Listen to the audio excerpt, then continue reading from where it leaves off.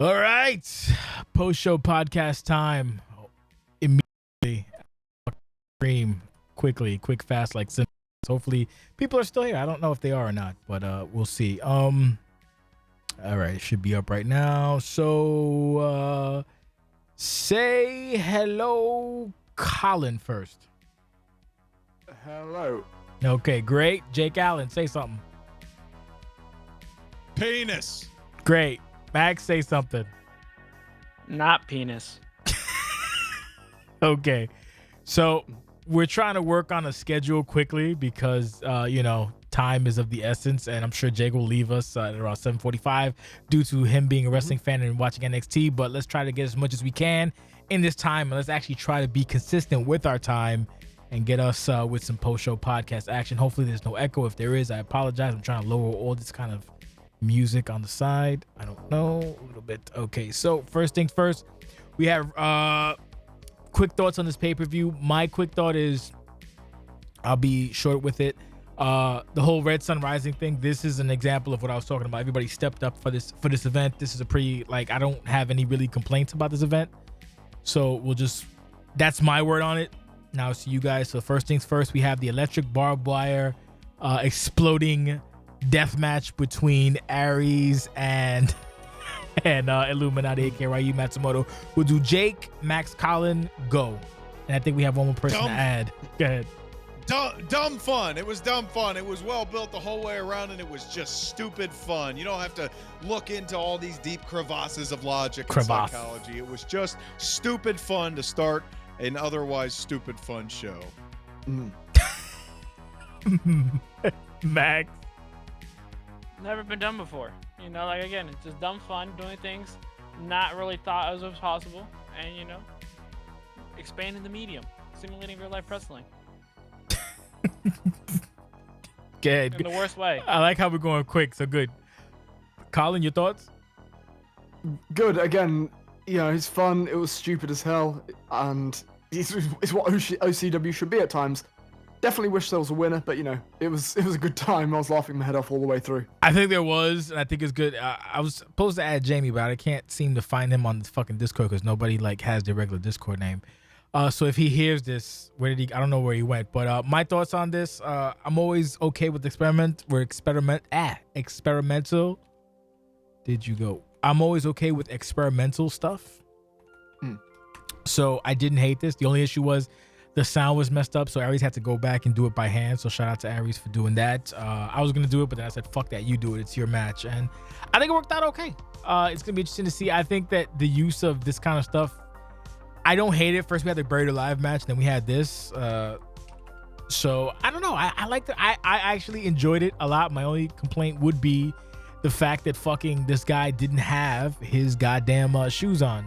Ryu being a fucking, and that thing being right there, but that's just petty, whatever, whatever. But you're nitpicking there. Yeah, it's nitpicking. It was all dumb anyway. They're suplexing on each other and they were standing right back up. You're looking too much into it. Yeah. Have a good time. To be fair, I enjoyed that. I enjoyed the fact that in canon, Ryu was just stomping on thumbtacks. Because he's a fucking idiot and crazy. Grabbing the barbed wire. No, but in general itself, the match, here's a sidebar. So at one point I was debating buying the new game so I can do custom arenas and then I thought about the fact of having to do everybody's entrance for a pay-per-view, and I said that's stupid. I'm not gonna do that to myself. But that's what you can do with the PC, and I dug it. So I call it a net win on that front. The only issue was trying to figure out what to do after the fact because everything died. But again, if it had more of a build, that would have ended the show just because of the gravitas of what it was. But literally, I was like, did you guys post anything about it? Because I didn't remember seeing. He's like, no. I'm like, Spider, anything? He's like, no. I'm like, great. Then I was gonna post something. I didn't post anything about it. I was like, fuck. So I was like, you know what? It is what it is. We gotta do what we do. I call it a net win. It was entertaining. It's something different, and that's the first. That is the first ever exploding barbed wire death match in player versus player that's been recorded online ever. So congratulations to everybody involved in that. Moving on, we have the North American Championship. I got pissed. North American Championship. El Parker versus Elliot Parker, or El Parker defending his title against Parker. Elliot Parker, Christ. So we'll go with Colin, Max, and then Jake. Go ahead. So this was I thought one of the better matches of the night. Really, really well done. Really well worked. And I'm not gonna lie, I thought it might be time for Elliot to win because, you know, the story I think is focused more on what Elliot does with this new character.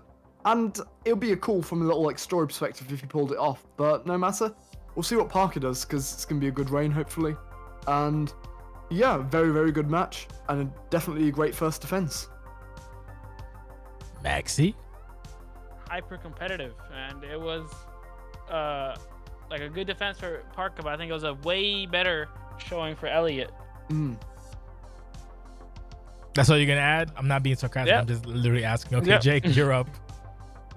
Yep, Colin said everything I was going to say. The competitiveness, especially towards the second half of the match, was great. Watching it from a meta sense was super fun because they both had SIGs and Fins the whole time. They were going for them, alternating back and forth and back and forth.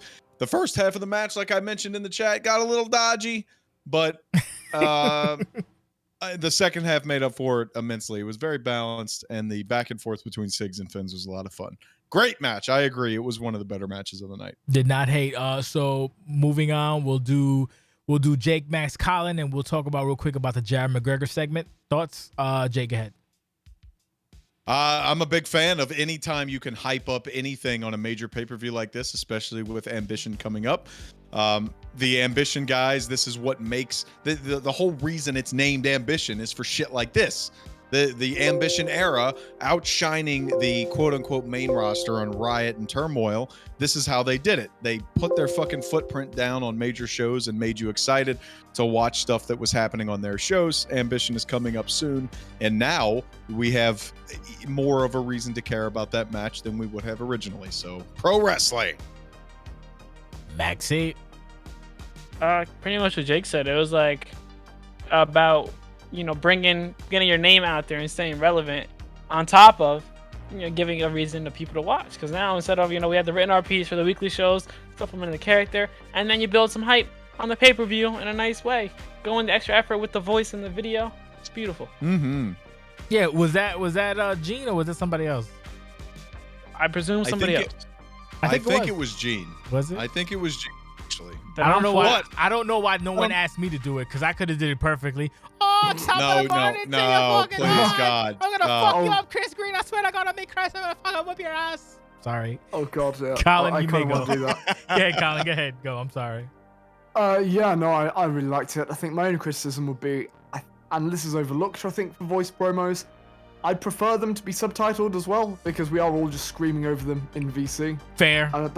But that's just a kind of presentation thing that can always be cleaned Reasonable up. thing. It was the content itself, yeah, solid, and I like this character.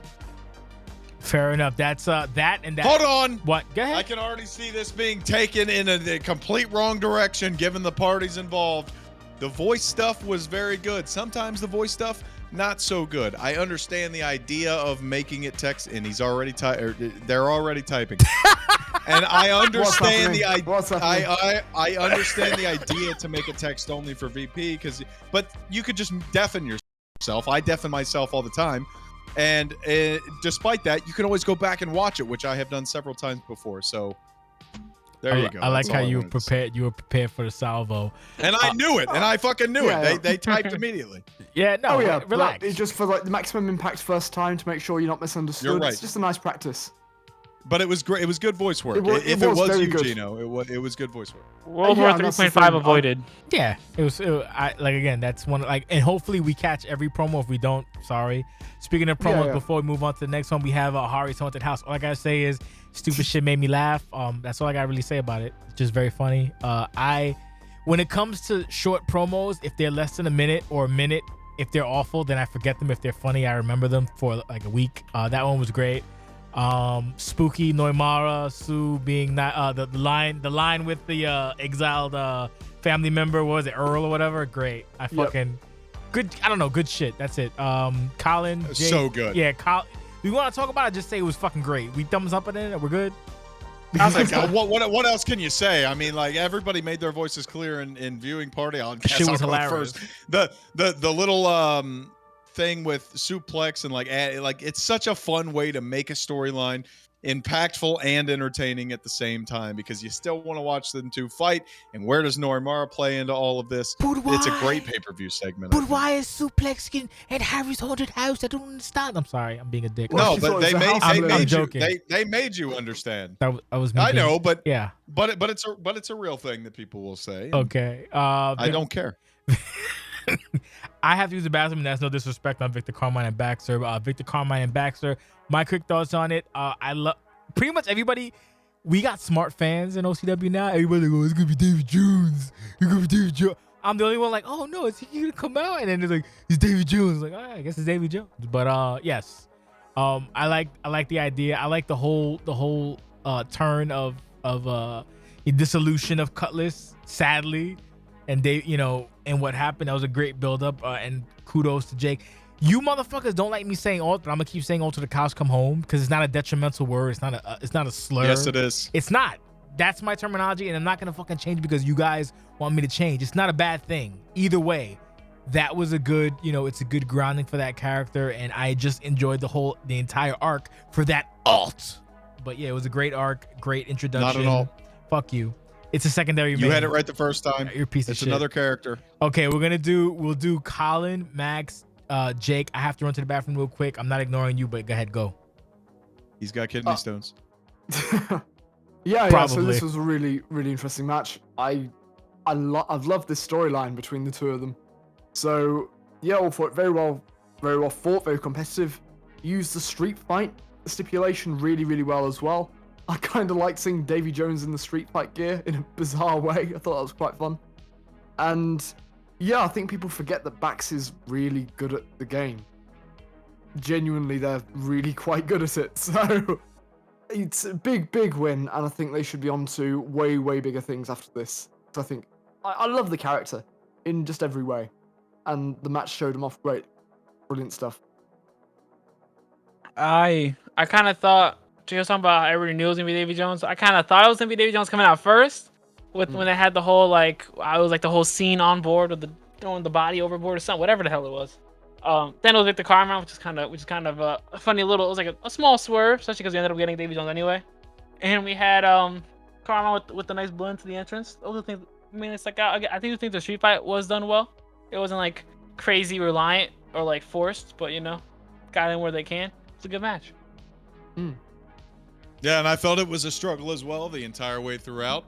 And Nick called me out on not capitalizing on a stun meter. I'm not micromanaging a stun meter 18 minutes into a fucking match. I was trying to hit a Finn as Carmine, but that's so besides the point, and I'm only contributing to negativity. So let's talk about the build. This is not something I wanted to do, for the record.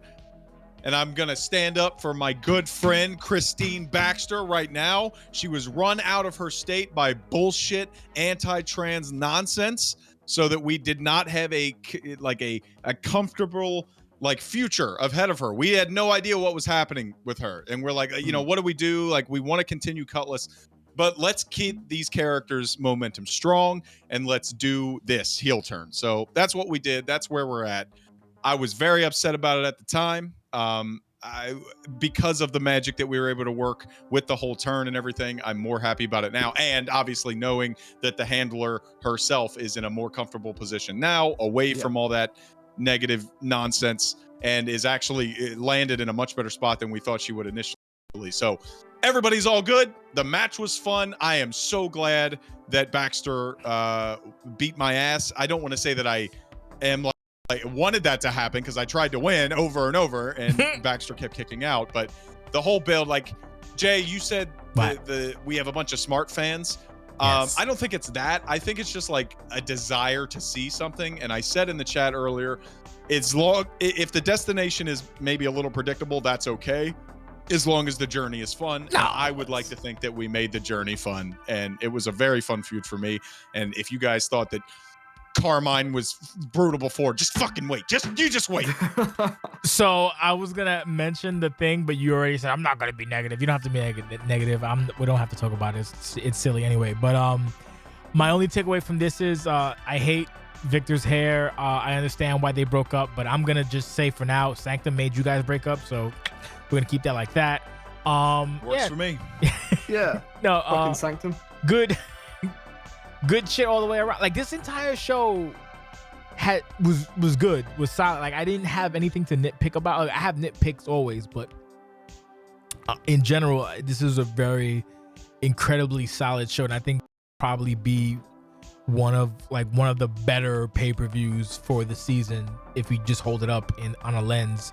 No one's on the stream elements. Great. Okay, so moving on, I believe we have a segment, but I can't really remember it, so I'll just say it's Van Park, the Van Park segment. Thoughts? I believe so. I believe that is what we have next as well. Yes. Yeah.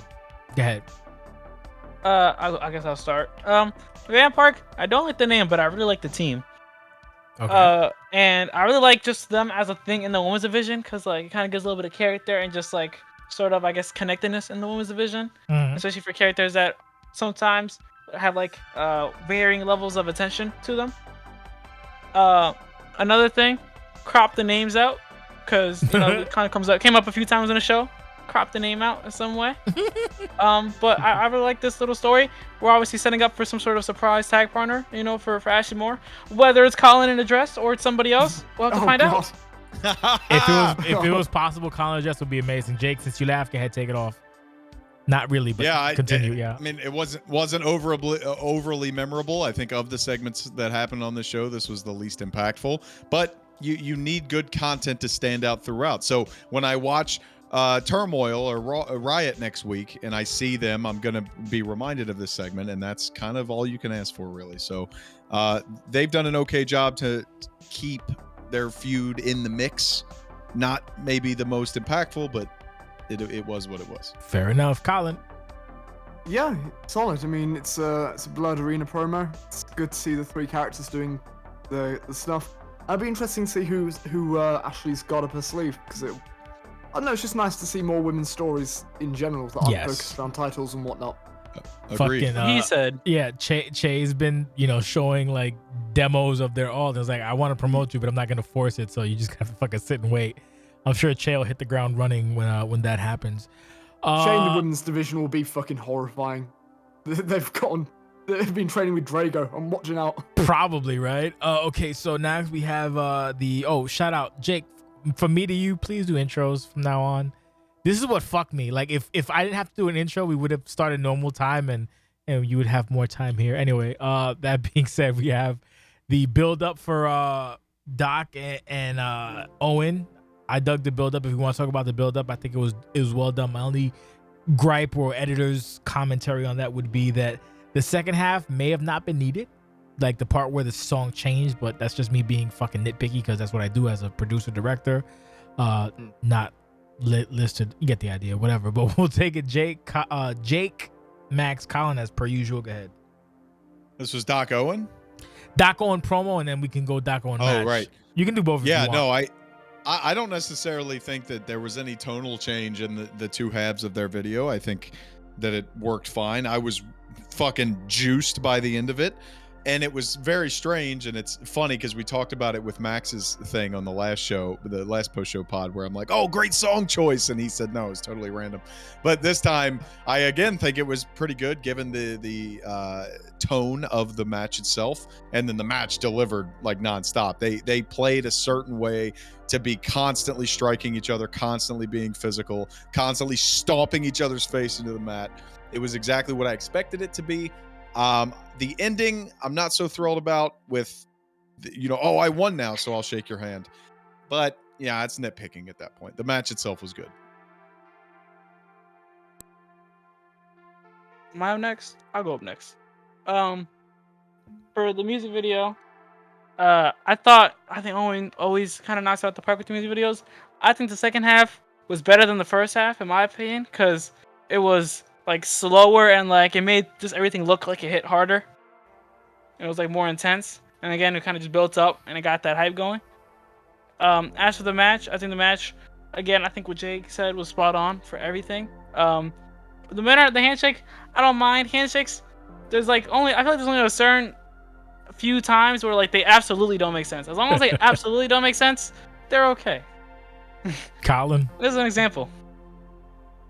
Yeah, for me, the video, I'm completely opposite of Max here. I think other than the one line with the brothers where, you've got Tony and Doc standing together. The second half did lose me entirely. I think when they got off Brothers in Arms, it was a bit.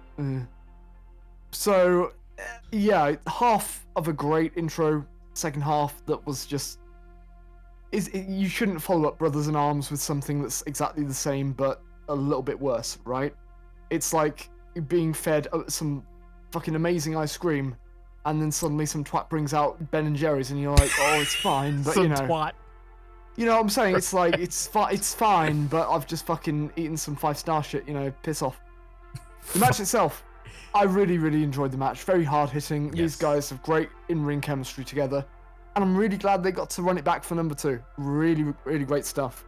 I would have done without the handshake completely. I kind of think this whole, oh, we are honourable, let's shake our hands and show we were friends all along, played out. I'm not a fan of it. I really think we should have less of it. And we shouldn't be afraid to really dig in and show and be like, yeah, know what? These characters don't like each other. I think that would be a great way to play into what's been going on recently with Owen and with Sanctum as well. But hey, whatever. We're probably going to forget about it in a few weeks. That's the biggest point. That's the biggest point. Just to add a little piece on that, it is not the actual action of the handshake or the respect that is the problem. It's the moments in which they happen and how frequently they happen. Yeah. With all the build-up that happened here, and especially with Owen losing, like even if he came up and tried to shake his hand and Doc slapped his hand away again and punched him in the face, that would have been way more impactful for me. Yeah. To have been like, oh my God. Or for Owen to fake the handshake and then punch him in the fucking face. Hit him in the dick. Like that would have been. I think I understand why they did it, which is similar to the other handshake that happened tonight, but I'm not going to get into backstage nonsense, so we'll move on. Well then, okay. So no, yeah. I know we're moving briskly through this, but we're moving briskly for multiple reasons, and also because in general these things usually run long, and I don't want them to run long. I want them to just to be concise. But we're going okay. Maybe next time we'll go stupid. This initiative. Yeah, you know, you gotta hit the points. Was there a segment after this, or am Samson? Samson Simpson. You tell us. Dude, you're asking the wrong guy. I got it. Thank you, man. So we got the Samson Simpson thing. We don't need to talk in depth about it, other than Rex is a piece of shit. Do we all agree Rex is a piece of shit? Yes. Shout out the to best Garcia. I love it though. Shout out to Samson Simpson. Rex is a piece of garbage. Okay. So is Garcia. So is Garcia. Okay, what's next, Max? Fuck you, Cass. Hito Blacksmith video. Hito Music Blacksmith video. Okay, we'll just wrap it up in the same thing. Horse is Horse. There's no one like Horse. So as much as little comments Horse gets, Horse is a bona fide star. Horse earned that. And Horse is somebody who isn't linked up. Horse isn't friends with nobody. Horse just does Horse. And for that alone, Horse stands amongst Horse self as, I don't know, I just like Horse, basically. Stupid blacksmith. It's Mateo. You know what you get. You know what you get with his fucking matches. You know what you get with his fucking role plays. You know what you get with his videos. And he's like my favorite. He's like he is a fucking, what's it called? He's a Tootsie Roll. Not the best candy. It's a great candy. You can fucking sit there and snack on Tootsie Rolls all you want, because Tootsie Rolls are institution. That's what the fuck Horse is. He's a fucking institution. He's delicious. Pause. And that's it. That match was fucking great. It had no business being as good as it was, but then again, Hito is a shit, and Horse again is a good fucking handler, combatant, whatever you want. Match was super entertaining. The fucking finish was great. The entire match had all kinds of ups and downs. What can you bitch about? Colin, Max, Jake, go. Yeah, no, great stuff there. Was that the goal? Oh, okay. Sorry. That was a rundown. No, I loved the video. The idea of the carnivore versus the cannibal, brilliant, very well done. Match itself, yeah, fantastic. I love Horse as well. I think it's great. He's fucking Horse. He's a character that doesn't need all the titles, doesn't need like to be booked as strongly as hell. He just shows up in a horse head. He's got a catchy song, and it makes you happy every time he shows up. Yes. Can't complain. And yes. Hito's fantastic. So putting these two together was bloody genius, and everything paid off perfectly. Mm-hmm. Great stuff. Really great character playing and a great match. Max, it. I think I'll start off with the video and just the hilariousness of the music choice and how it's like it's like a very violent feud about like, you know, evil people that burn things and eat people. But I'm over here bobbing my head, and it's amazing. And it's like I like to think that Horse just went on YouTube. He went on Italian YouTube and was just like carnivore song, Cannibal song. All right, that works. Make a video with that. That's what happened in my mind. I love it. As for the match, man. I think that like in like the feud overall, I think this is like the perfect meeting in terms of like momentum, where kind of Horse is kind of on his way down, and Hito's on his way up. So what happens is it's basically a win-win, where Hito's getting showcased and Horse is, you know, just getting back into the swing of things. And I think these two specific competitors, it's even more of a perfect like matchup, because they both have this like really rare thing. It's called hardcore psychology. It's not regular psychology, specifically hardcore psychology. You don't see that often. I thought you see in this match, they both knew what they're doing, and it didn't make it seem like dumb. Jakey? I have no complaints. I agree with everything that's been said about the Blast Blacksmith. He is a very fun character who never ever... there's never any concerns about the Last Blacksmith as like an ethical standpoint. He comes out here and he does good shit no matter who he's working with. It's fun every time, or it's just nonsense chaos entertainment, which I'm also all on board for. The whole feud was great from top to bottom. It told a perfect story. The whole flag burning thing, you know, both of them are in a weird ether where you're like, do I cheer them? Do I boo them? And yet they're so good with their character work that you can like forgive that ambiguity, because they're so good at their character work. They're two of my favorite characters in OCW right now. They on Blacksmith's side, he always has been, because I was here for it. It was the very first pay-per-view of the production era. Yes. That being Devil's Night 2018, December 2018 is the first pay-per-view we ever called in full. And 4 years him ago. to like, Yeah. and for him to call all the way back to that and do his attire and everything, that popped me massively. The guy wears a fucking horse head and is more over than you could possibly imagine. He had a couple FPR issues here and there. I can forgive those. Those are street fight. It's a street fight. So like, you know, kipping up on the outside is essentially the same as the inside. It's not a huge deal, but like tighten it up. If I have any critique, please tighten up the FPR. Yeah. The video I thought was great. Any type of cover or instrumental or whatever of your theme, always going to be great for me. I have to shout out his entrance as well with I don't know what movie it's from. I have no idea what medium it's from, but that hype where it starts off with the racial slur and then goes into like how much he respects his opponent on the other side. I think that added a lot to like the ambiguity of the alignment. Fucking horse. And yeah, so for what it's worth, and this was my favorite match of the night aside from the main event. Really? Okay. Aside from the main event. Yeah. Fucking horse. Look. It's horse, bro. It's fucking horse. That's basically all I gotta say. Like, people want to give horse shit, but horse is the man, because I appreciate someone who just fucking stands alone and does their own shit, and that's fucking horse. Probably Riot too as well. But yeah, Max, you're the docket guy. What's next on the docket? Em's announcements. Oh, Em's announcements. Oh shit, yeah. Yeah, okay. So quick thing. I know we're trying to fucking running. Well, no. Once Jake goes, we still. I don't have to be here. Just keep going. I know, keep but your same pace. I love you here. They hear enough of me. Fuck you. Like in Stop VP it. commentary, You stop it. my voice is everywhere. You shut your mouth. Stop. I don't do want your thing, bro. I don't want to hear your mouth. You shut up until I tell you to talk. Anyway, yeah, exactly. Thank you, Mike. Never enough, Jake. So yes, Emp's announcement. So Emp has a lot up her sleeve, and as such, we learned that we have. Not only do we have Animal House, but we for charity, by the way. So please join us for that. We also have the Queen of OCW as well, which is in November, which is gonna be fun to fucking put together. God, I hate my life. So we'll do Colin, Max, Jake. Colin, go ahead. Yeah. Also Rex HR as well. Sorry, go ahead. Fucking Rex HR. Queen of OCW. I'm very, very hyped about. So I can't wait to see that happen. The charity event, yeah. Always good. Always good. And that's the thing, I just like Emp. Great, she's got one of the better entrance themes around. I'm always just like, yeah, every time she shows up. So yeah, not really got a bad thing to say about it. All round good stuff that I'm excited about. I should probably let the other people know that they're in the tournament, but I don't want to because I want the surprise to happen. But the length at which everyone gets revealed might be fucking it up, so I might have to let people know who's in it already. Anyway, go ahead, Max. You're up. Fuck, I hate everything. For the one thing about the tournament, I thought the graphic for the reveal thing, since you just talked about it, that was just amazing, fantastic, just beautiful. All right, all of that. Pixels, yeah, pixeled. Someone's getting pixeled. That's all I know. Someone's getting pixeled. for Rex HR, I'm sure we'll see that backstage. Yeah, great. Since it might be on the receiving end of that. Last thing, the charity show. I just know for a fact that P3 probably gonna have some quote crazy bullshit end quote stuff up their sleeve. Great. And I just can't wait. I'm not involved with that. All I gotta do is figure out how to do the charity shit so that Uncle Sam doesn't try to go after me for fucking making money for charity.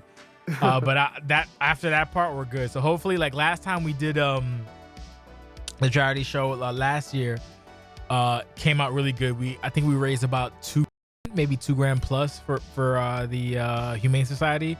So hopefully this year we can fucking do great. I need people to help me do the signal boosting because no one cares about OCW or PvP. So like we got a signal boost for charity. Hopefully we'll have some rewards this time around. Maybe we'll have another Discord thing, Discord title or something else, something cool. I would give people something tangible, but that's beyond my means at the current moment. That being said, Jake, take it away. The charity thing, everybody needs to donate all of your money. I don't care how much you make a year. Put it all to Great. Animal House. Everybody should have donated for the main event of Summerside last year, and everybody should donate for Animal House. The other one, Rex HR. Right now, it's a terrible decision. Just another bad call by GM Empress. Really boneheaded GM work here, I think. But I got to tell you, from an entertainment standpoint, these are the things that continue to evolve and change OCW. There are never any dull moments here, and I'm sure there won't be with this. And then Queen of OCW, along with my comments for later when they announced Jasmine Caffey as the first participant. I'm juiced to see the rest of the participants, especially if they're going to be announced in the same arcade style way. Yes. Massive fan of the video packages that are setting these up. Yes. And the fact that this will actually be a one-night 7-match tournament. Yes. Unlike last Queen of OCW, which was over several weeks, this is getting the proper respect that it deserves. Yes, that's going to be more work for me, you, Emp, and whoever else is involved. But yes, it will be. So I look forward to that. I look forward to that. If you want to use your brain, that'll be at the end of November. So use your fucking brain accordingly. And that being said, what's the next thing, Maxie? You're the docket guy. Harris versus Marcus. Harris versus Marcus. Yeah, I'm glad I'm here Harris for versus this. Marcus. Good. Okay, so before you fucking bounce out, we'll do Jake, Max, and then Colin. Go ahead, Jake. I love this match so much. I thought it was great, and I thought immediately. Can I cut you off for a second? And you can, and I want you to, actually. Okay, please do. So first things first, the initial order of this match is this match. It was between this match and CQC versus the it was basically, if you want to call it the co-main event, I don't want to call it the co-main event because there's only one main event, but the second to last match was the CQC or this match. The CQC match was unfortunately, or fortunately if you want to, hampered by the fact that the fucking guy in the main event showed up at the end to ruin it. So that fucked that up. Jake was like, oh man, you might want to, before you do whatever. I was like, what? I thought it was a bad match. Yeah, that's your great match. The problem was that fucking dummy showed up, and now I'm doing the Jake thing. Stupid Harvey showed up, and so it's like, why would you show up? Whatever. So that had to be moved down. So then we had the Harris Marcus match, which I was like, okay, that'll be the second one. But then upon watching that match, it had severe lag that was remedied by Jake Allen. Nobody noticed it, and that's why watching it, I brought it up. Excellent job by this motherfucker. Like, he cares almost as much as I do. No, he cares as much as I do. But he fixed it. So that's why it moved down, but it moved up a little bit, I guess. Great fucking job by Jake Allen. He hates comments. Oh, don't talk about me in a good light. I'm miserable. I want to die. Whatever. Great job. Thank you for helping that match. It still didn't make co-main, but whatever. And then you may continue your thoughts. It's not the direction I thought you were going to go with it, but it was still a good job, but I appreciate it. Yeah, no, the match was so good that I did not want it to be hampered by the fact that the lag was putrid. And I actually mentioned to Jay in the main event that I didn't even realize that the lag in the main event was so bad because we had watched Marcus and Harris just beforehand, and it was way worse. And so Jay was like, I'm not putting this anywhere high up the card with this amount of lag. So I said, you son of a bitch. And so I've edited lag out of matches before. It's not hard for me because I have a system. Like I'm not asking anybody to edit every frame of the lag out of their match, but I did it for this match because it was so good. And the ending of it was even better with the back and forth. Yeah. Every moment, I think, every moment after Marcus McMichael's turned finisherable and he got hit with the turn of the century was tremendous. I think it still wasn't my favorite match of the night just because of the build of Hito and Blacksmith, and like their character work was so good. But in terms of in-ring only, they really delivered on the build-up that they have had up to this point. Great job. Fucking very heated. Go ahead, Mac. And fuck you for your comment on Discord on Twitch, by the way. Go ahead. I mean, it's 100% accurate. I agree with Jake when it comes to like the build for this. Or I'm comparing this, obviously, you know, people might hate it. I gotta compare this to the S Cup Finals match, right? The build wasn't as good as like, you know, going through the ranks, but the actual match itself, I think this was definitely a worthy ass rematch. And, you know, I think it did good for both of them. Just having that it's a good competitive match. I don't think there's much else to say. Colin, I was gonna call you John. Jesus Christ, go ahead, Colin. Fuck. I'm sorry. But yeah, all needs to be said. I think what's the thing about these characters? They're both kind of real wrestling guys who do wrestling well. So they need a good work rate match, and that was this. You know, maybe not the most characterful thing in the world, but a good match, very well thought. And yeah, the ending was nail biting. A brilliant end game. And yeah, these guys should both be really proud. I want to see what they do next. Yeah, no, I enjoyed the match. If I want to be I don't know, if I want to be me or whatever, this felt like one of those, in a good way, actually. Let me preface by saying that in a good way, that this was one of those like old school, like I'm gonna fuck you up kind of matches, but it still ended up working out from both competitors. The weird thing to me, this is the me thing, and I'm sure Jake will jump on my throat before he goes to watch NXT. The double like Finn back-to-back attempt, that kind of was. Have we seen that before, or am I bugging? Am I bugging, or have we? When he kicked out? No. When he kicked out and he went to go do it again. Have we seen that before, or am I bugging? Probably. I mean, he went for a different finish. No, we've absolutely seen it before. Okay. We see it all the time. Okay, then I'm bugging, and I'll digress. You called it. You knew I was gonna call you out on No, it. it's fine. No, it's good. Go watch it next. But that's the it's kind time of for you to go. But that's the kind of thing that makes the matches great. Yes. No. I'm giving you my thoughts for the rest of these matches before I go. Okay. Move it along. You made me lose my train of thought, but yes, I enjoyed the match. It was hyper competitive. Marcus is a dummy. I think this might have been my match of the night, honestly. But then the main event was also really good. So there was actually no bad match on this show at all. Even if I want to be nitpicky Jones, there was no bad match on this show. This show was exactly what I wanted from the OCW community when I fucking did the Red Sun Rising Rise Up bullshit. This is exactly what I wanted. This is what you guys delivered. So I appreciate that from you guys. And Jay saying there was no bad match on a show is akin to saying Dave Meltzer was saying that every match was 7 stars. Like, I don't want to undercut how good a show was if Jay has nothing bad to say about it, because he always finds a way. I have nitpicky shit, but at the end of the day, there was really no bad match. Like, all these matches stand up. They really do stand up. So there's no aggression in my voice. Like, again, I did not hate it all. Will it hold up to like my top 2 whatever? Probably not, because I'm a picky bitch, but this is a great show, super solid. Nobody should be upset. Everyone did phenomenal, and yeah, great fucking show. I'm Vince McMahon without the sexual problems, hoot. But yeah, Max, what's next? Marissa has arrived. Okay, Marissa, it wouldn't be a pay-per-view without Marissa's segments. My only bitch about this is we had spooky before, now we have spooky in spades, so it's kind of annoying in the AEW sense. But now that some people aren't being less spooky, then I guess it works out. Like, I guess people see, okay, well, if Marissa's gonna be spooky, then I won't be spooky.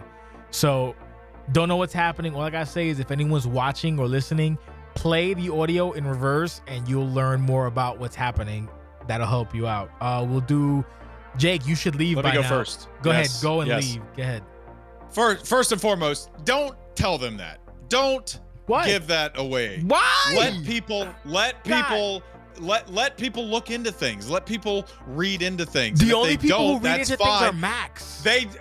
I do as well, but don't let these low effort motherfuckers in on that. Like if they don't want to pay attention, that's fine. Anyway, that's a side point.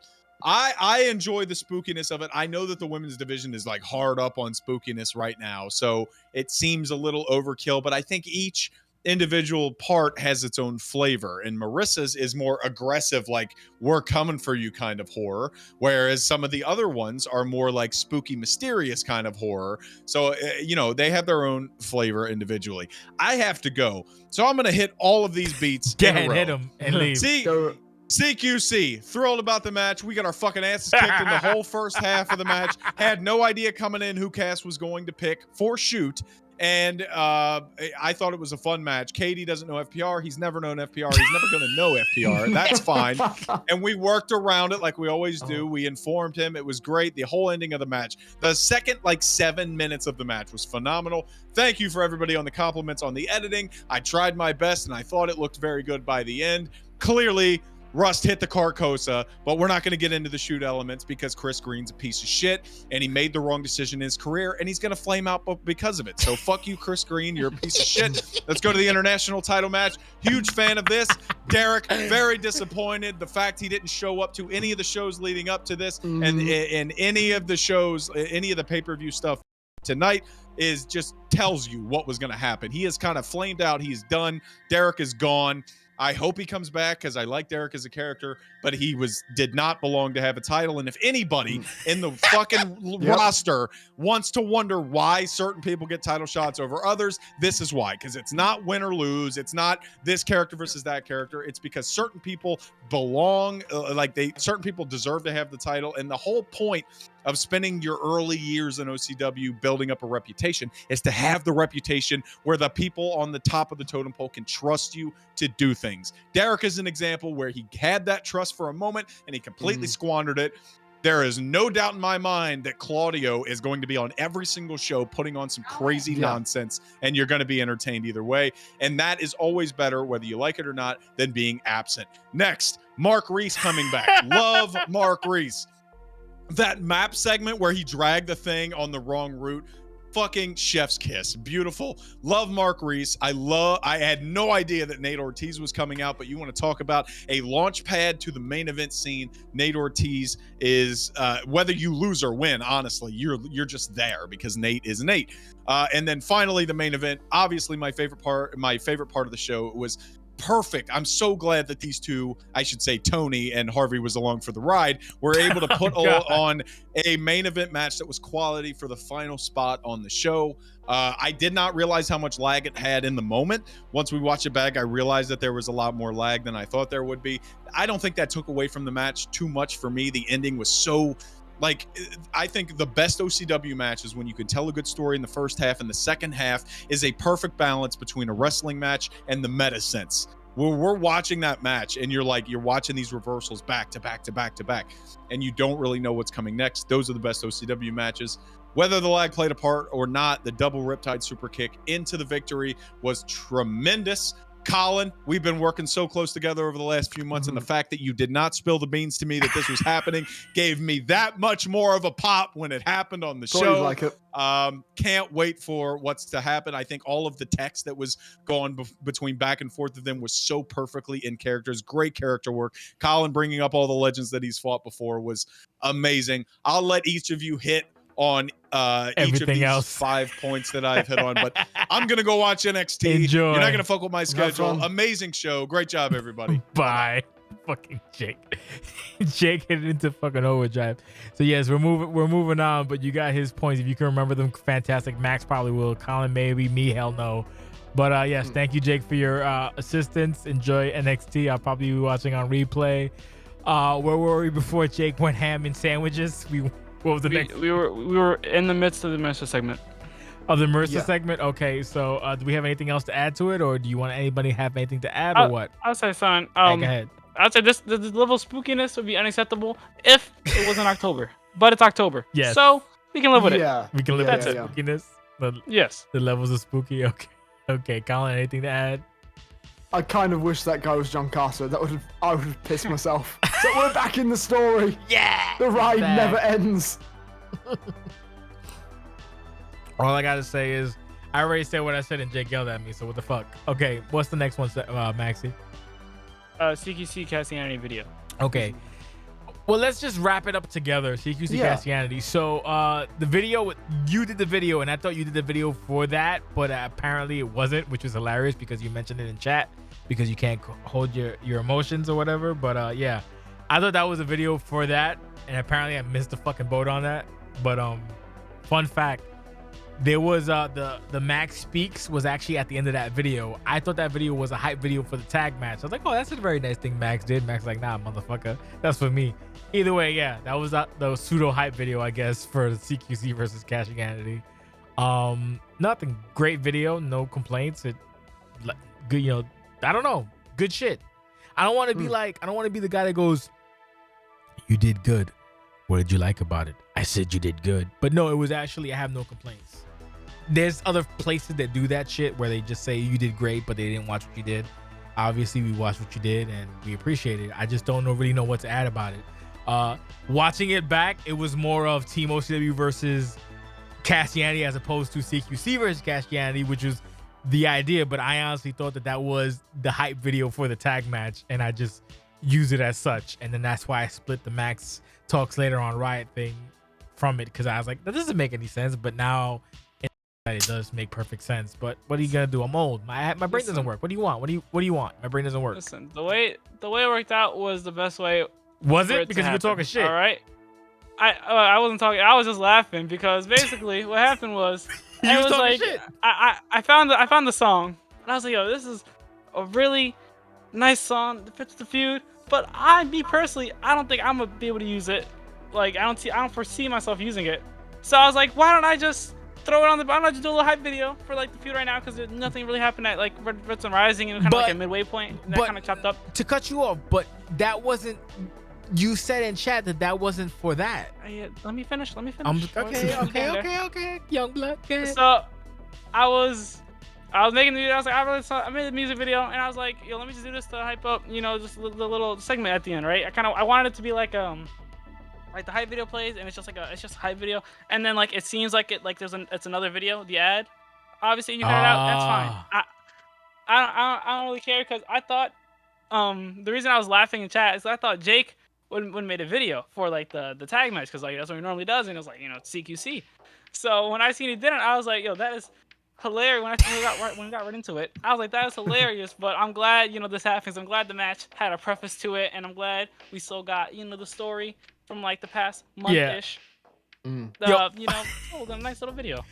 I legit thought that you was like, oh, Matt. All right. So as the GM promoter, I was like, oh, that's really cool. Max is like, fuck it, I'm not in this thing right now, but you know, I'm gonna help these guys out. Nah, motherfucker, I was just doing a video for doing a video. That's why I put my shit in there. I was like, oh, well then. Well, I'm disappointed, but okay. No, it was a good video. Either way, it fit the narrative. That's why but then because the thing is, that video had Max coming out afterwards with the thing that I showed on the stream. And I was like, oh, this doesn't make any sense. Now it makes sense, but fuck it. It worked out either way. I made it work. So shout out to Max. Shout out to fucking everybody else. And I don't know, man. I don't know what to add. I don't know what to add about that. Do you have anything to add about that, Colin? I'm honestly out of fucking ideas. No, great stuff. I mean, I personally always saw CQC versus Castianity as like a subset of Team OCW and Castianity. Yeah. So yeah, ended up working really, really well. It was a great hype video, and I mean, yeah, I want to see. It's brilliant. You split it up. I want to see what Max has to say. So I like the video. Brilliant. Loads of stuff. So before we talk about the match, we'll talk about the match and I'll add my stupid idea. So we'll do Max and Colin. So we got CQC versus Castianity, yes? Yeah. Okay, so CQC versus Castianity. Go ahead, Max. I think as far as tag match, it was really weird compared to like other tag matches. It was like, because like the story that followed the match was like very dissimilar, but it worked for like it was pure storytelling match. But it was like also competitive. It just had like a really weird. It wasn't like cohesive. I don't even know how to feel on it. Is the word cohesive or is it a different word used? Maybe chaotic? Sure, let's go with that. It was really like tag team-ish. It was like really gimmicky almost in a sense. Where it was like, oh, people run around the outside and then he gets clobbered and stuff, and they're fighting. And it was really random. It was all over the place, but in a good way. Good, Colin.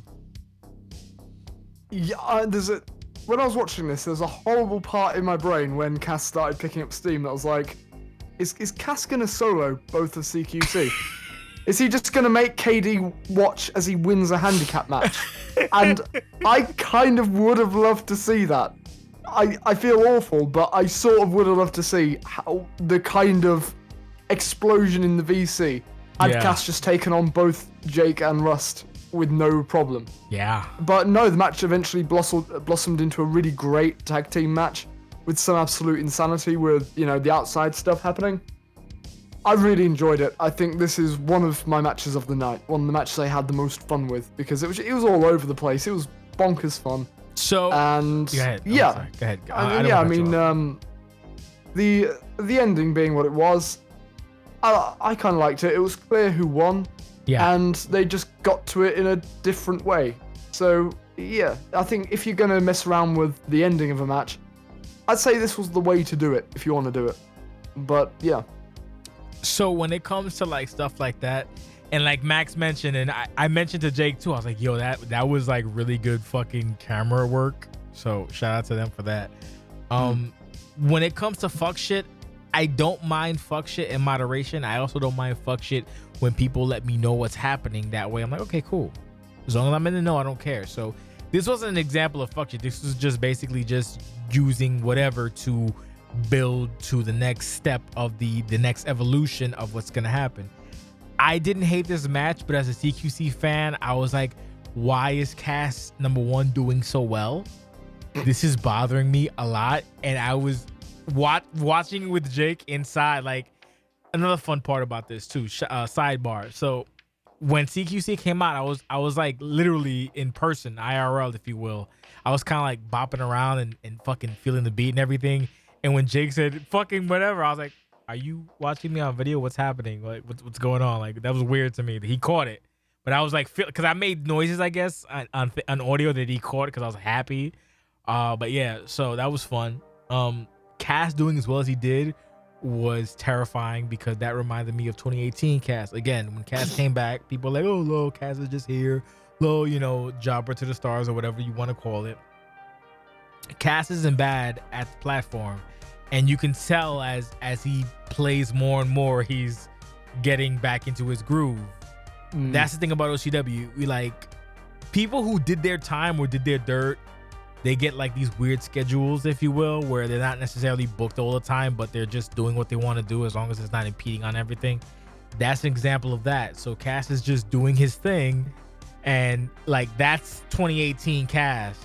That was freaky to me because I was like, I thought it was gonna be like, Russ and fucking Course, just whatever, but fucking that's Cass. That's 2018. That's the CCW champion, OCW champion. That was that Cass that had that run for almost a year. There was that he had the longest run until Harvey beat that longest run, and then Jake beat that longest run. But when you look at runs, Cass's run is like maybe 5 to 10 days shorter than H2O's run, which was like 5 to 10 days shorter than fucking Course's run, which is to say that these motherfuckers had very long reigns of terror. So to see Cass kind of just inform, not being like nervous or what, it's weird. And I was like, oh my God, they're being murdered. No, this is not what no. Like I was feeling a certain kind of way because, it's PvP. So when, the guys you want to do good aren't doing good, it fucking hurts your heart. And then they came back at the end, and thank God. And look, KD, like Jake said, KD is KD. FPR, yeah, look, it's not a fucking pivotal match, whatever, but, and KD at the point got Jake annoyed, so fucking Course started fucking him up. Like, nah, you get, it is what it is. There's shit like that where we're like, I'll let it slide. I don't give a fuck. It's not affecting anything, but yeah. Great cam work, great match. It built up the intensity. The comeback was fucking crazy. If any, Cass stopping both hot tags, that wasn't planned. That just happened. Yes. Can people like get on the board with that? Cass stopping both hot tags, bro. 2 hot tags? Nah, fuck you. Twice. Come on, son. Get out of my face. Great match. Integration of Che, and then you have the precursor of the Max video. What do you think's gonna happen, bro? How do we escalate from this? How do we escalate from this match, bro? What do you think? I think we might have to have. We can't do 4 versus 4. We have to do 3 versus 3. I wonder who the third man is. Who's the third man? Like Bobby Heenan or Jake Allen. Who's the third? Oh, Kent. I'd rather Kent. Who's the third man? Is it CQC? I don't know who's the third man. But yeah, great fucking match. I didn't hate. What's the next video, Max? Next video is I mean it's the Queen of OCW reveal. Okay, Queen of OCW. On that. Yeah, we did that. All we gotta say about that, great reveal. We know it's Yasmin Kafi with the fucking no E at the Yasmin. We got the 7 others.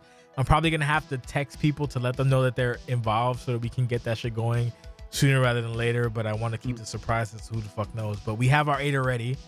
As Max said, can I make a female? Too late, bro, boss. The 8 for that show were done. We actually had 10. At one point, we had 16. I wanted to do maybe a micro tournament, but I was like, let's keep it simple. Let's just keep a hard 8. And we wound up swapping. So here's a fun fact. I'm going to peel back the wall real quick because I'm fucking sauce as a motherfucker. So when it was announced, right? Amp was like, fuck you. I was like, why fuck me? And Amp was like, how come when I was here, we didn't do that? I was like, well, timing. So then I said, hey, how about you go into the tournament? So at one point she was going to be in the tournament. It was going to be like this whole whatever the fuck. But then we wound up shuffling around names and there was a name that I forgot.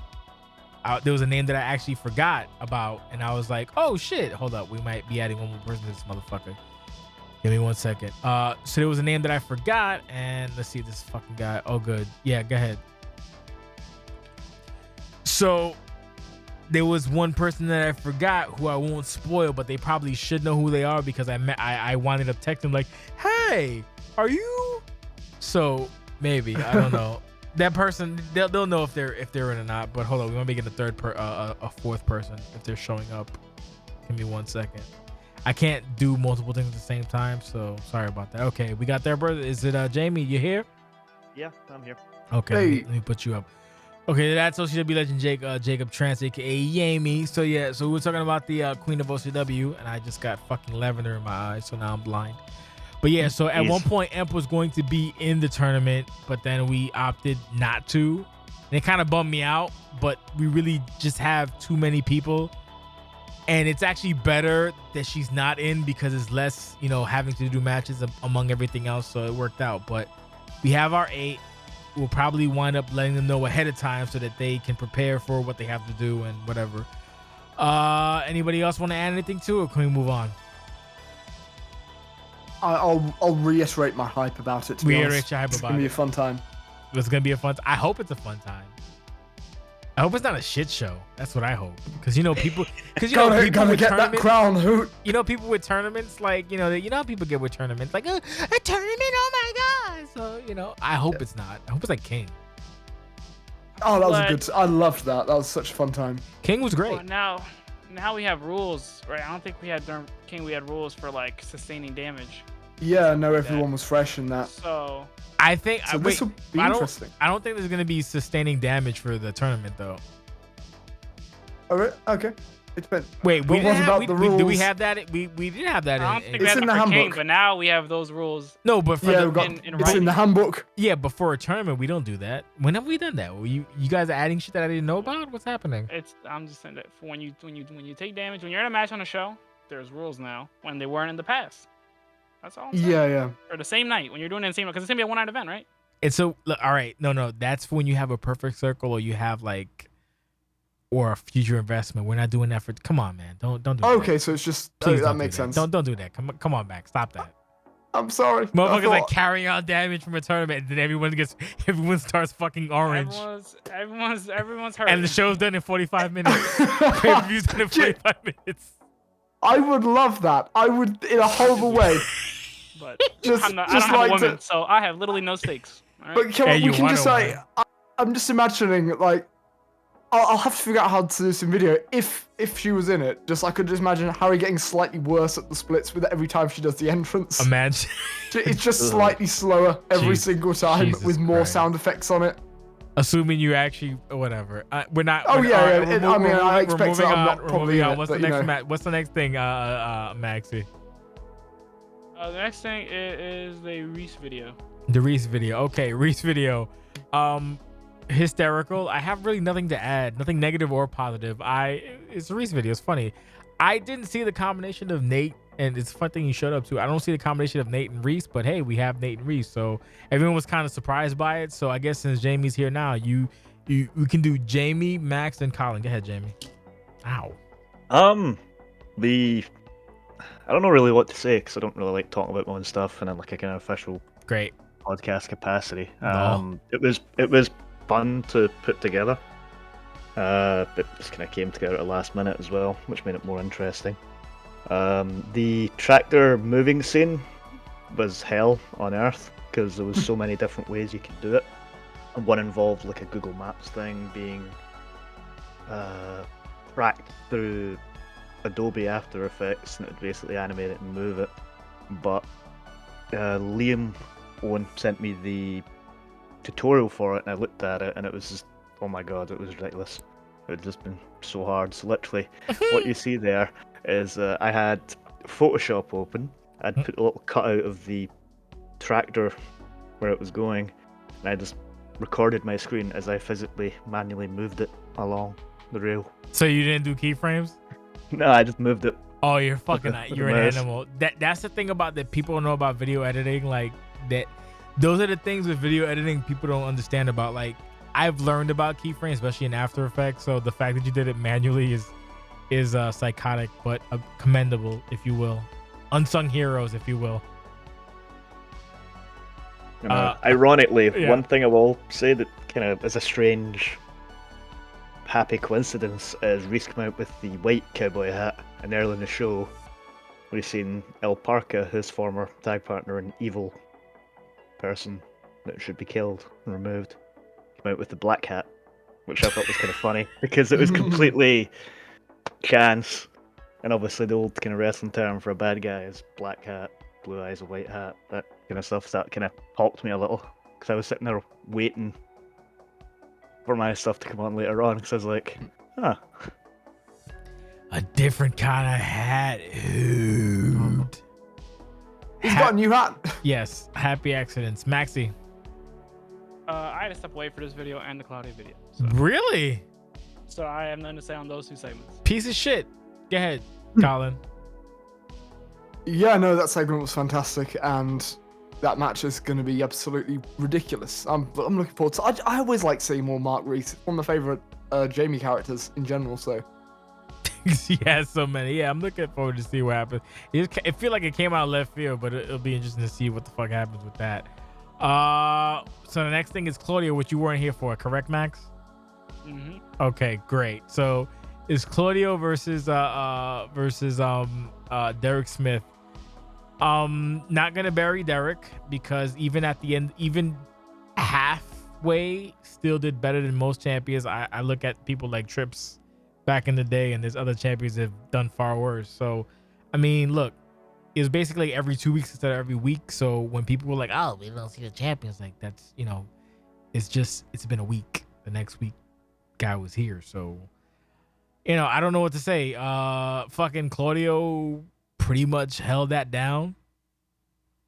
Claudio is your new champion, and as Jake said, you can basically expect Claudio shit every week, so that's interesting. That's good to say.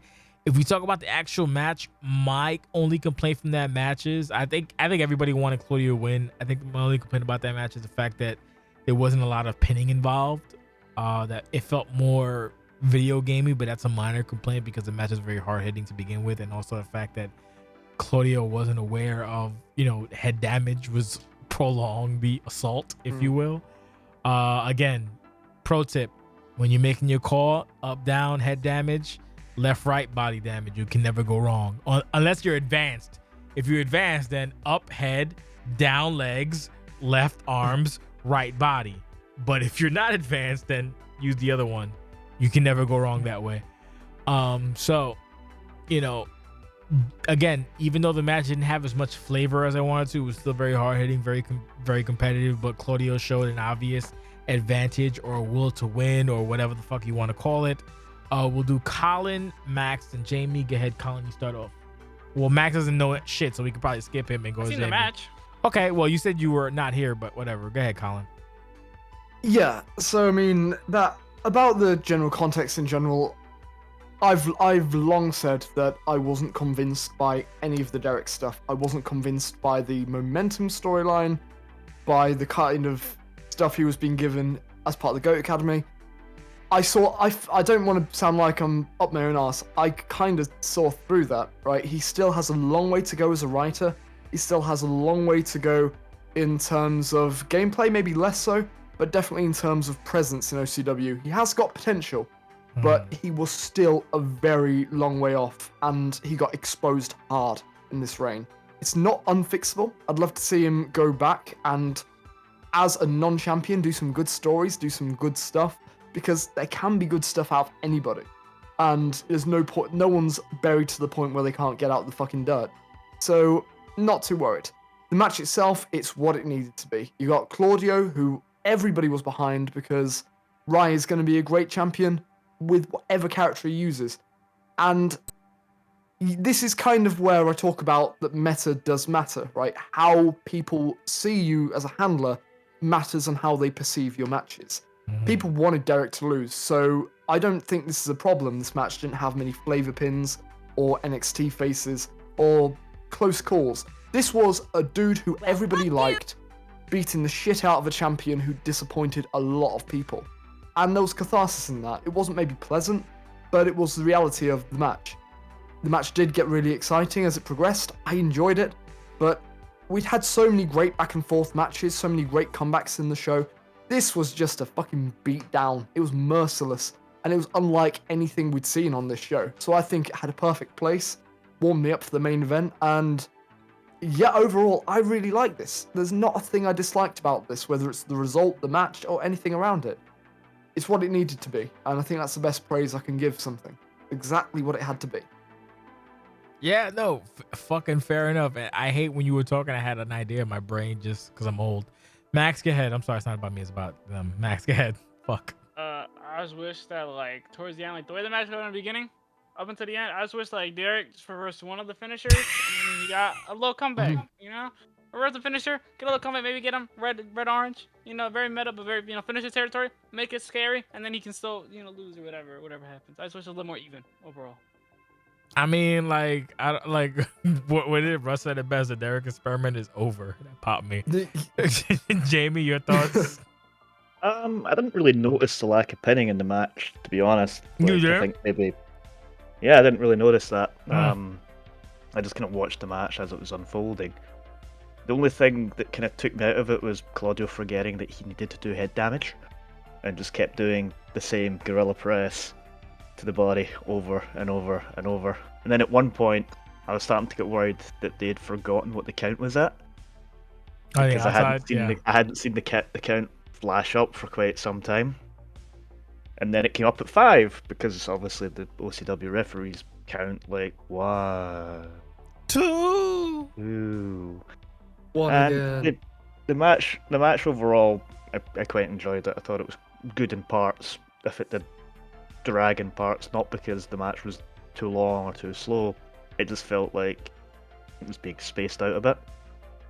I'm happy Claudio won. Obviously, I'll echo everyone's comments on that Derek's reign was disappointing, but I'll also give context that Derek is a young kid who has went into a very important year at school. No, and he again, plays yeah. football all the time, so, you know, for the whole experiment over bullshit, yeah, funny, haha, but to then say someone needs to learn as a handler and stuff, I think it's a bit disingenuous and unfair on a young guy, because building up to the title reign and the win, everything he was doing was fine. People were enjoying it, he was putting in content, getting his matches in, I'm assuming quite quick. It's an unfortunate situation with how his reign unfolded, but from that, even when he won the title, that was me taking kind of Reese out of the context and basically said to the two of them, you guys have an easy story. Didn't unfold the way we wanted it to, but again, we're all very happy that Claudio has had their big moment, whilst I feel that maybe Marissa should have had a women's title shot by now, but that's a different thing. But Riot does good work every week, so we should hopefully see something great. I just hope that we don't get the kind of awkward situation where Claudio then becomes overexposed, because sometimes Riot's other character has a fuck not again heat. Maybe that's a fair assessment, but when it comes to Derek, you see the other thing too. Being champion or not, like there's also people that can just be around, like Val Vitriol. It's not like a bad thing. It's just that the fact that you're a champion is like, once you have a strap, you're kind of expected to do a little bit. But again, we had times like we had horrible champions at time, and Derek is by no means a horrible. Yeah, literally didn't show up on a we had show fucking for like trips. 2 months. We have trips. We had fucking Cody wasn't a bad champion. He's just different. But we've had plenty of awful champions. In the context of everything, Derek wasn't a horrible champion. He was just kind of like a part-time champion, which is not a bad thing. It's just it is what it was. Like when people are like, "Oh, where's Derek?" Like, okay, next week there's a thing. Where's Derek? The next week. So instead of every week, it's every other. It's 2 weeks. It's not a big deal. It wasn't like it wasn't like how to express this. Not in the context of everything, it's not bad because there was still a presence. It's just not an every week presence, but you don't have to be there every week because there's people who aren't there every week. Like Horse is not here every week, but people still appreciate Horse. So the differential between Derek and Horse is like, well, one can be because it was a champion. So if you're a champion, you're supposed to be here every week, but not necessarily. That just comes down to semantics and people and whatever. But at the end of the day, it is what it is. Riot's champion now. We'll see what the fuck Riot does. So I'm sure it'll be interesting, and I'm sure it won't be fucking crazy. Maybe it will be. Who the fuck knows? Just the fact that Riot took the character from a weird looking fucking NPC to a fucking alt to a fucking champion just shows the steps at which people can pursue if they're consistent and persistent with what they're doing. So shout out to all parties involved, and it is what it is. I have something else to add, but I can't remember because I'm fucking drunk as well. So what's next, Maxie? That's where the YouTube playlist ends, so I'm not sure. I think it might just be the main event. That's the only video I see premiering. So. Oh, it was actually Claudio had a post-match thing. Nothing great post-match. Yeah, I was gonna say who cares, but no, post-match is what you want. That's what.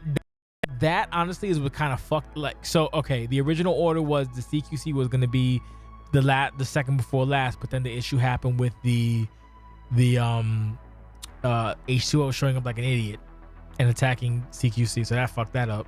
So I was like, okay, I'll put Harris and Marcus as second to last, but then these two motherfuckers went and had a laggy match, which Jake fixed after the fact, so fuck them. So then I was like, all right, I'll put Claudio as the second to last match, and then Claudio had a fucking post-show promo. I was like, God, you can't win. You can't fucking win. So Claudio and Derek wound up winning because there was still stuff to put before the actual post-show, the post-match promo. But that's the things that I do.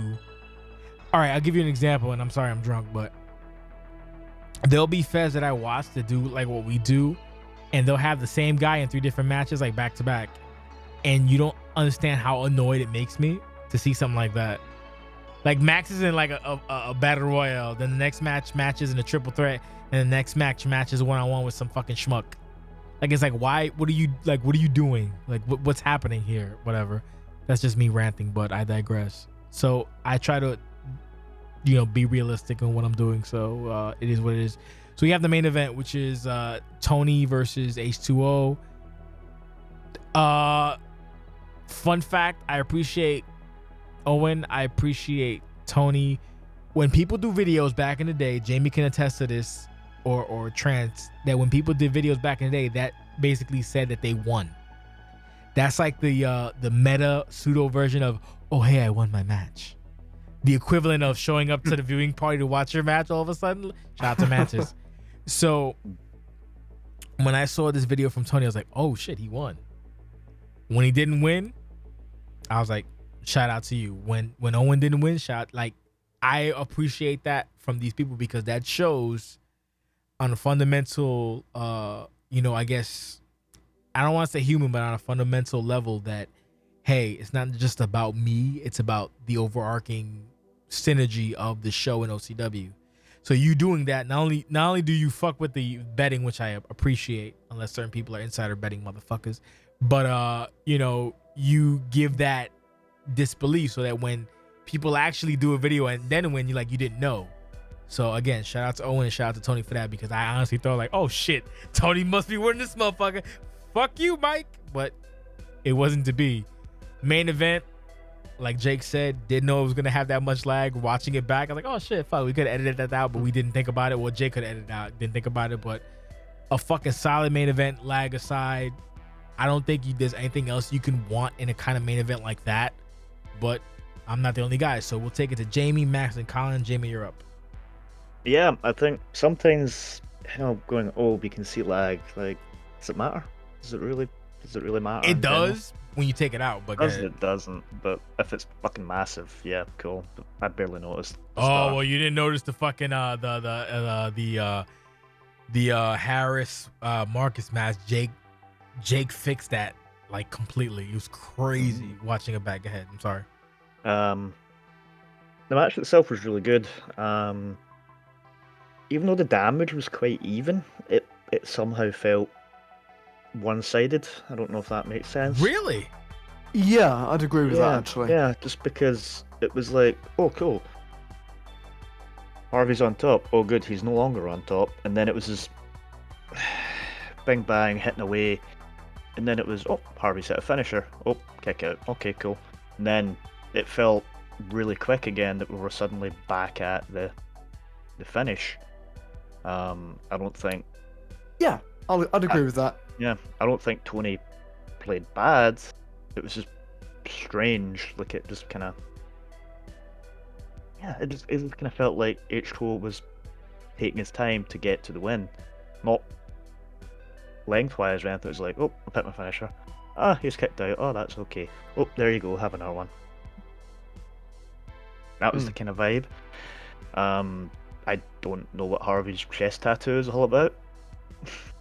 He's had that for forever. He's a chest tattoo? Yeah, it's been forever. Yeah. It stood out this evening. Really? Yeah. Okay. It was like, oh, okay. He has a chest tattoo. He's been at, he's had that for like fucking almost like 2 years, bro. Well, I don't know how I fucking seen it, because like I watched the segment, which actually was a really good point. I really liked it, and I'm kind of sad that it didn't happen tonight. As I don't know if you remember during the build-up, he did the eye rake into the super kick. Yeah, I think that would have been quite nice if we'd maybe seen that as the end. Because it's a big visual. Like fuck, he's blind. Fuck, he's kicked in the face. Another thing, actually, and it's nitpicky and daft, but when he hit the first Riptide and he did the exhausted collapse into the pin. Yeah. And then the second Riptide, he did the normal tight snug pin. I kind of see both ways. Yeah, I see kind of both ways why it would make sense psychological wise, but for him to go from super exhausted to last gasp, sprayed out like he's on a cross pin, to then go, well, actually, I'm good. It was a bit strange, but again, can see where it would fit. That's just game shit at the end of the day, honestly. Yeah, it wouldn't have been like a conscientious decision for Harvey to do it. You know what I mean? So it just is what it is. I mean, and then obviously the ending, we have Colin come out in his cosplay Shelby attire again. How dare you? That obviously sets us up for the run-in into the next pay-per-view. Maybe it doesn't. Maybe John Carter realizes that, hey, I could put myself in a triple threat match and maybe win this. Shout out to John. I don't think he showed up on the show, did he? No. It's funny you mentioned John Carter too, because when I was making eggs and bacon and waffles the other day, I actually thought about a great arc for John Carter. But then looking back at it, I was like, this is basically just what fucking MJF did. So I don't think that's a good idea. But I kind of, because John's an idiot. We understand John's a moron. We all know he's a fucking dummy. So what if he decided to say that he's not going to be a fucking dummy and he's not going to be a coward, that he's going to fucking call his shot on whoever champion at whatever pay-per-view and say he's going to earn it. But then I'm like, John's an idiot, so it's not going to happen. But in my head, it made sense. And I was like, oh, that's a good way to fucking make him as a fucking, kind of almost a baby face. But John's an idiot. The thing is, I would really like that because you've got the current plot with Sanctum kind of being a bit like, lol, you are bad. And the wrestling club obviously being kind of like Sanctum's Wario in that case. So it'd be nice to see John in that case go, you know what? All you wankers out there who think I've got no honor and that I'm doing fake wrestling while being under the wrestling club banner. No, I'm going to do a fair fight and I'm going to... I think if we all agreed to not go after that, well, why didn't he cash in after someone was red so he could have had the body part? If we could agree not to do that shit and we let John have a fair fight, I reckon he'd come out of that fight with all of us thinking, you know what, he's ready for it, future investment or not, because he's gotten a lot better recently. Yeah. It's obvious to me that he's putting a lot of work in, and I do respect the hell out of that, I will say. Like, I don't think it would fit the character to do that though at all. But that's the thing. It could. It really could. It could be a nice little wrinkle in his character. Just because of the fucking weird role plays that he's been writing, like he's been trying to write like almost a pseudo face.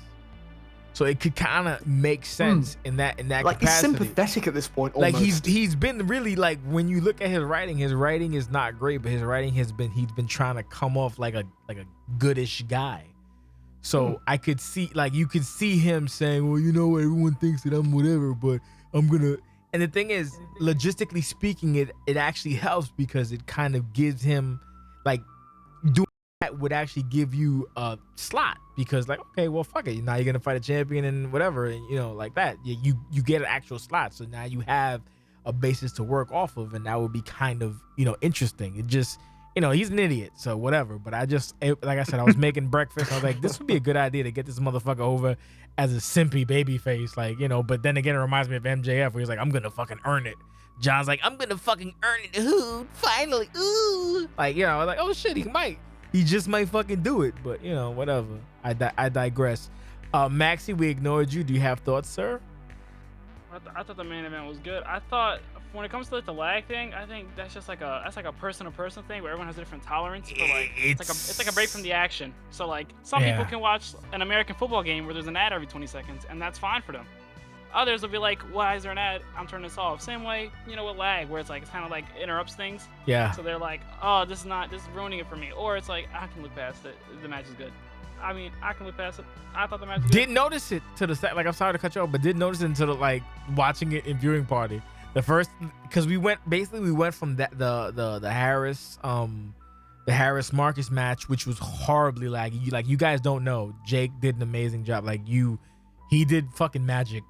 So when this when this one came was right after, we didn't catch it until when we're watching it now. Like, oh shit, we could have probably fixed this. Well, no, he could have probably fixed that one too. But yeah, I'm sorry. Continue your thought. I'm sorry, Maxie.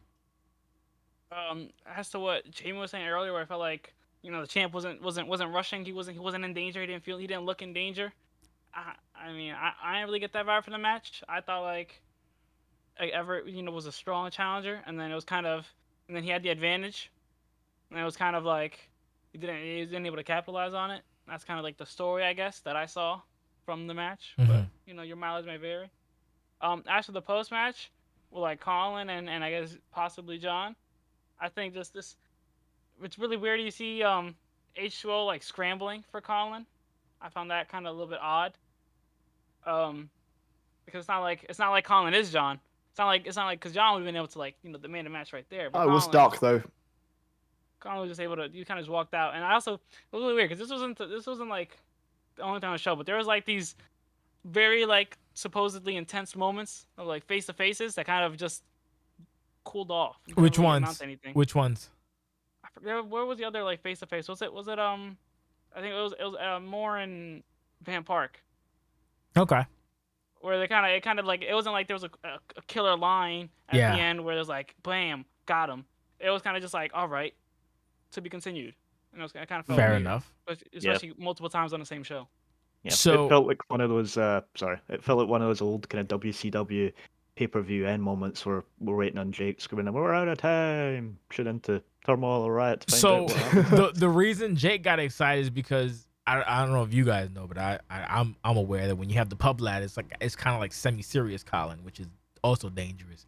So my only takeaway is I think H2O should have got scoop, because that would have been, we wanted a scoop, we didn't get a scoop. That would have been amazing. Just show arrive, scoop, leave. That would have been the that would have been the fucking go-to, like right there. Like, what are you doing? You know, Scoop and Nah, just leave.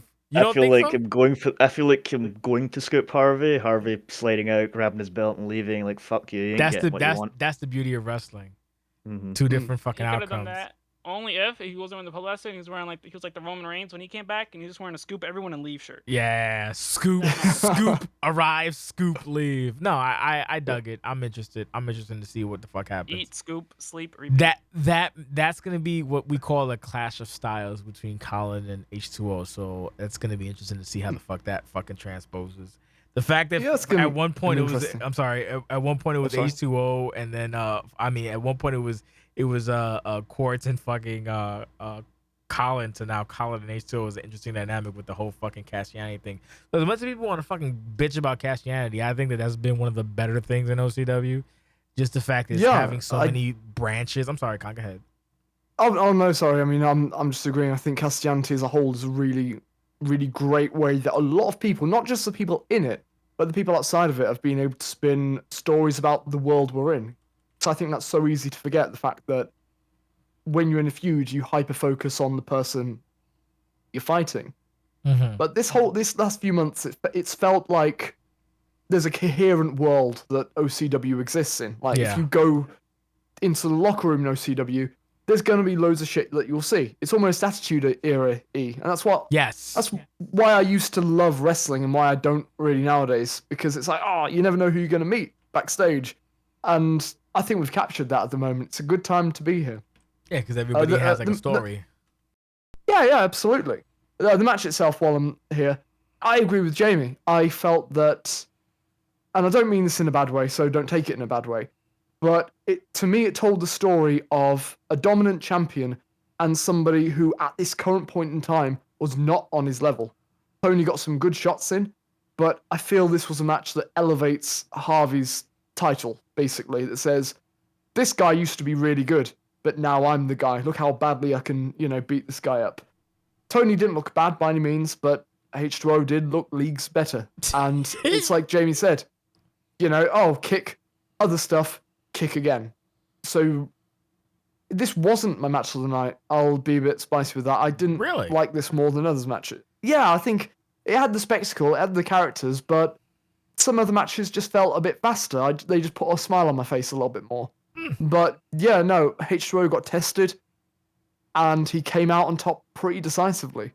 So it makes things really, really exciting. As for the end segment, yeah, I'll take all that on board. I think, personally, I don't like big angles where it's one person just being like, I'm going to beat you up, brother. Yeah, and especially at that point I'm going over, Hood. Yeah, and it's at that point where, me and H2O were talking to just peel back thing. I was writing it out and I was thinking, okay, so I've got him scrambling in darkness, trying to get a microphone to say, hey, get back, Colin, get back. He should have just kicked you in the mouth and ran away. That's why I would have did that. I would just kick you right in the mouth and peace out. Potentially. Fuck your hat. I'm leaving. Yeah. I mean, yeah, potentially. It's one of those things. I could have done many things. Maybe I didn't do the best choice, but live and learn. Hopefully I can tell a good story with this along with Harvey, and hopefully you guys enjoy what the next 2 weeks have to offer, because I'm glad I'm being given the shot, to be honest. No, I'm going to hate it. Everything about it. You shouldn't even be in this picture. I find it disrespectful, and I don't know why it's happening, and I'm just going to put a kibosh to it. That's what I'm going to do personally. No, don't hate it. What happens? It's going to be interesting to see the different styles between you because you have a weird style, and then we'll see. I don't know. It's going to be either really interesting or really horrible, so we'll see which one it is. I think it'd be great. I mean, we've had quite a few matches before, and we've always pulled out a solid one. Okay. Well, we'll see. But the funny thing about this show is that, like, I don't, again, and that's not even to be super happy joy guy. Fuck you. An hour and a half later. Fuck yeah. Fuck you, motherfucker. If you was on, you'd be happy to be here. Shut the fuck up. It's semi-short.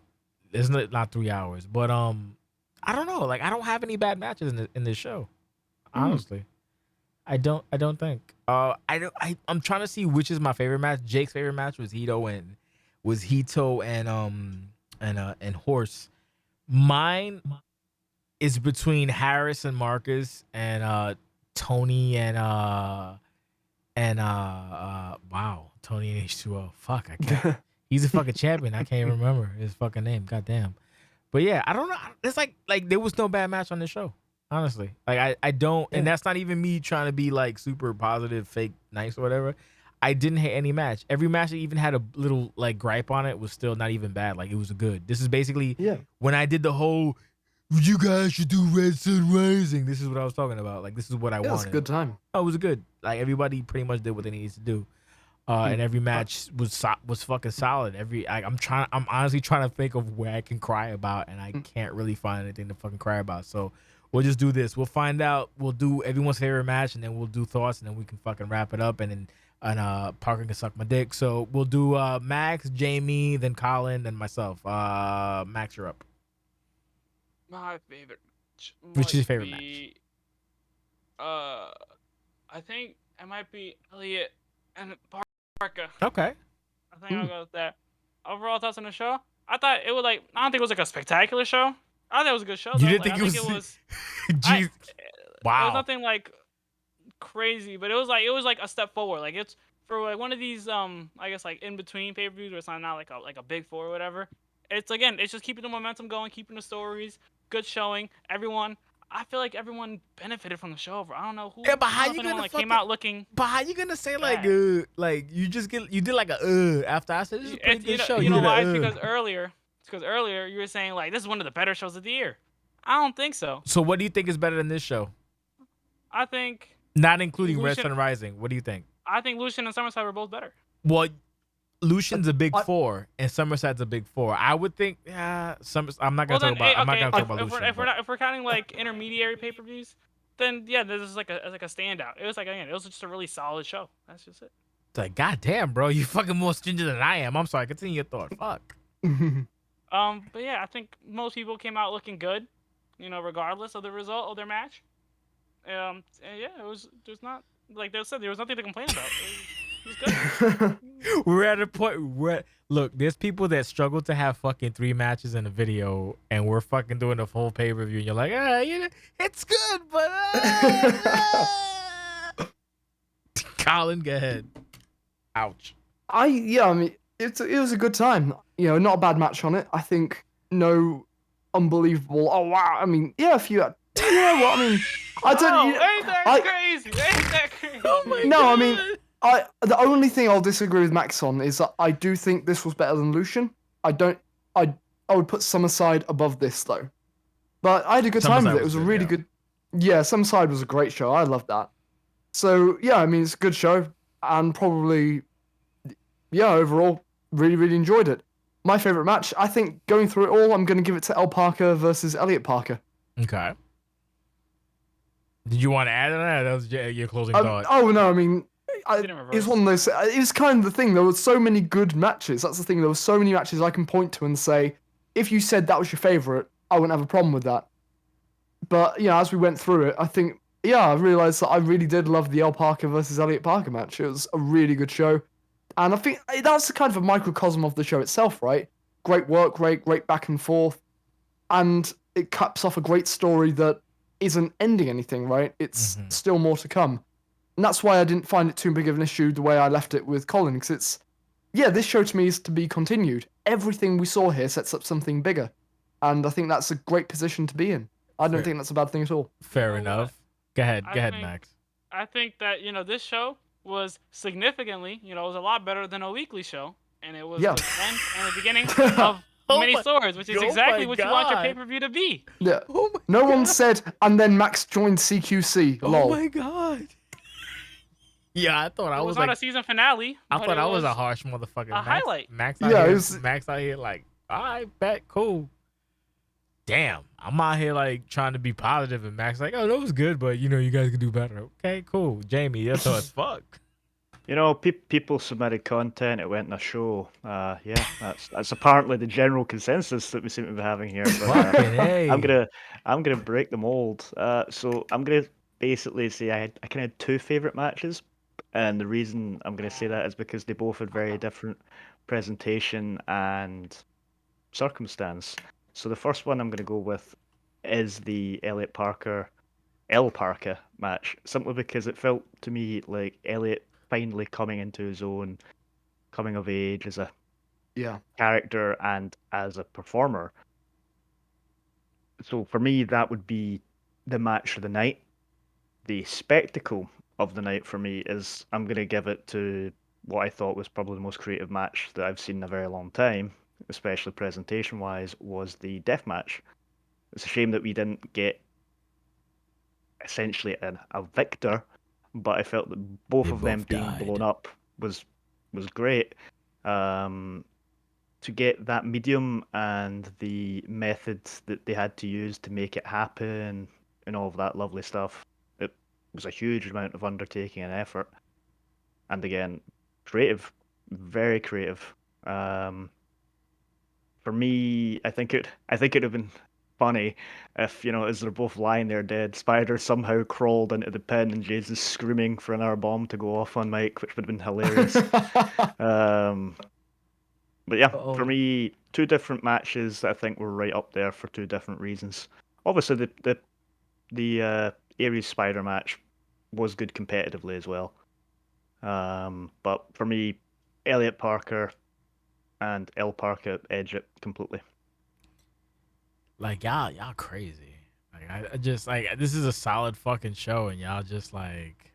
It really was. It's a solid I show. would It's say wild. it was Yo, Max's opinion is he's entitled to his opinion, but it's fucking wild to me. Like I loved the show. I thought it was Yeah, I had a very really great standout time show. with it. like in a world where fucking people are struggling for content, this was like there was no.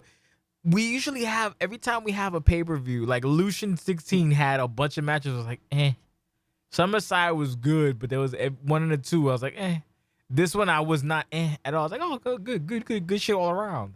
Like Yeah. Red Sun, I was like, but I'm nostalgia mark. But this one was also fucking really good. Like really, like no complaints. And Max like, it could be fucking better. It's crazy to me.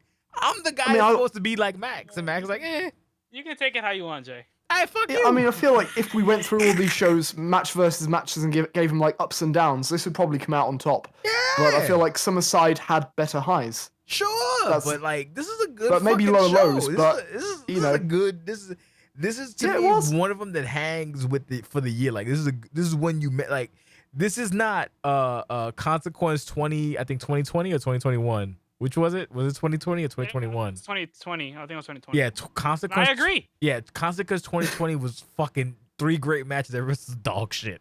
This is not Consequence 2020. This was way better than that. This is like a good fucking. This is a above average of. That's actually the pay-per-view I was thinking of in my head when I was comparing it. The fact that we do so well and Max is like, just goes to show the quality that I don't know. I'm flabbergasted, bro. That's what I gotta say. I'm flabbergasted. Or that Max is just annoyed that he wasn't on the show as much as. Is he annoyed? I don't even know if was he's missing annoyed. Max. I don't think he cares. You know why? It's because Jay messed up my video. That's the reason. I messed up your Terrible video? show. Did I? Fuck you. We have an all Max pay per view. It's like, yeah, it's great, best show of the year. Yeah, great, Maximum impact. great event. Like, fuck, this shit was solid, bro. I don't know. Yeah, show was yeah, it was definitely. very good. I don't have a. I don't 7.5 to necessarily 8 out of have. 10. Yeah, no, I give it an 8. I don't have a Yeah, specific I'd like put an 8 great on it. match, but the spectacle of the barbed wire was great. The main event was great. The fucking North America, I mean not North America, the international was great. Like I don't have any complaints. My match of the night would probably be, I'm trying to think. Maybe I can't think because it's between Harris Turner. It's between the Harris Marcus, the Hito Gui, and the fucking main events. I can't really decide. It was a good look. You know what? We're done. This is a good show. Yeah, those are good matches. Thank you everybody for fucking showing up. This is what I want to see moving forward. We have a stacked up couple of weeks. Queen of OCW, Animal House, The Clash. Oh god, fucking 19 or 18 anniversary. We have so much work. I hate this so much. Any closing thoughts by anybody? Anybody has closing thoughts? Colin, anything to add before we go? Nah, I've said it all. Solid show. Looking forward to seeing what we spin out next. We'll see what happens. Jamie, any closing thoughts? Very much the same as Colin, not to kind of echo him, that again, we're seeing things that are going to progress and become other things. It's kind of funny. It's like as soon as I seen Emp coming out, I was like, oh, we're gonna announce a tournament, and sure enough, we announced a tournament along with a couple of other really snazzy things. One thing that I'll very quickly touch on this. The artwork for the Queen of OCW tournament. I don't know, for some reason it makes me think that Dragana is going to show up. Just because, Milan's been doing the Street Fighter stuff and you're using a arcade fightery thing about it, which is really cool. I actually think there could be a really awesome poster once everything's kind of announced where it does. Oh, it'd be beautiful. It's a nice. Right. I already seen the finished Yeah. product. It's a nice poster. The only problem is that I don't know whether to announce who's in it or like let them know personally because of spoilers, or just fucking let it play out. But no, more than likely, probably we'll see because I'm interested to see the finished poster to see if it matches up with what I have in my head. Probably which is, wrong. I don't know.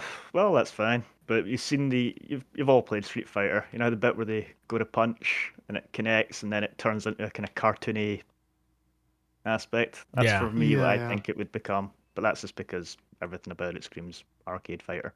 Yeah, no, that's Yeah, that's. looking I forward think to that's seeing the it. that's the Yeah. aesthetic she's going to. I said Yeah. Colin. I said Jamie. Max, the ever venerable Max. You have anything?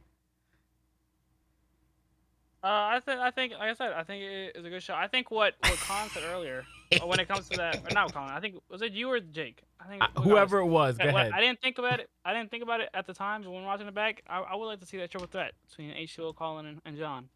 The That'd be- fuck? Triple threats fucking haunt my life. I would like to see that. Well, you won your triple threat. Did you not win your title on the triple threat? No, you lost it. Never mind. Yeah. Bad luck. That was literally just like a fucking Yeah, that was fever that dream. that was a fucking fever dream. It was like win the belt after all attempts to not have me win the belt. Oh yeah, Jay says we've got to do a rematch. You what, mate?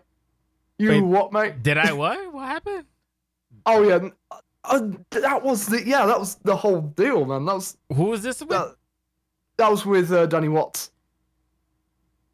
I said you had to do a rematch.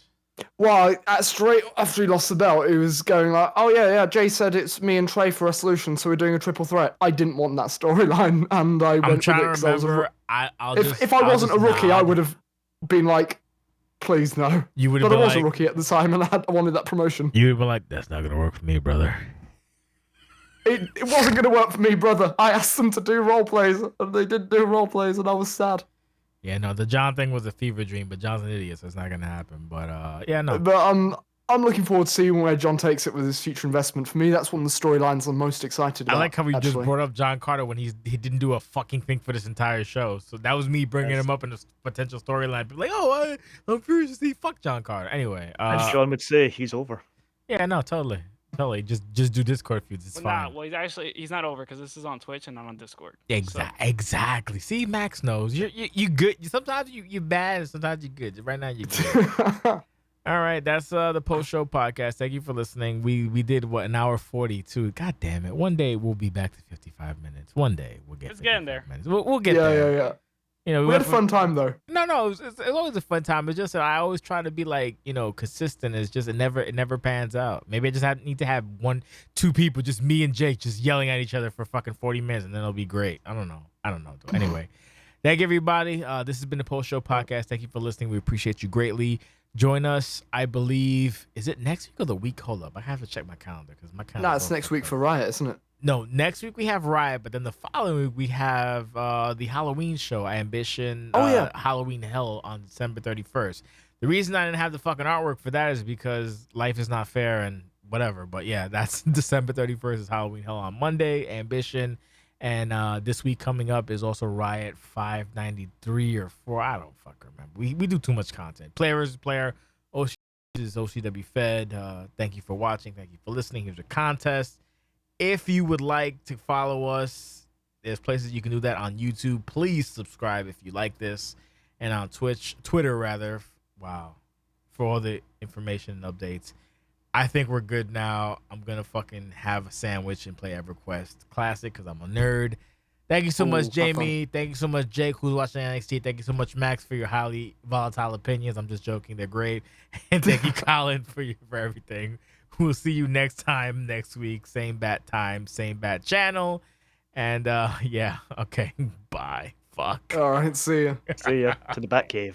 To the Batcave.